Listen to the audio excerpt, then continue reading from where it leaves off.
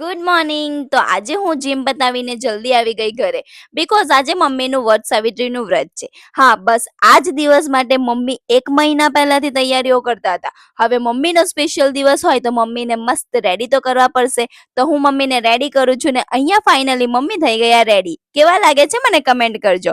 પછી મમ્મી અને પપ્પાએ બહુ બધા ફોટોઝ ક્લિક કરાવ્યા અને પછી મમ્મીએ કરી પપ્પાની પૂજા અને પછી હું અને મમ્મી જઈએ છીએ વડની પૂજા કરવા માટે. પૂજા કરીને અમે લોકો આવી ગયા ઘરે. પછી મમ્મીએ પણ એક કામ માટે બહાર જવાનું હતું અને મારે પણ, તો હું મમ્મીને ડ્રોપ કરીને આવી ગઈ ઝુડિયોમાં. અને અહીંયા મને કંઈ ખાસ કલેક્શન ગમ્યું નહીં, પણ આ એક કુર્તી મને બહુ ગમી તો મેં લઈ લીધી. પછી હું આવી ગઈ ગરબા ક્લાસ.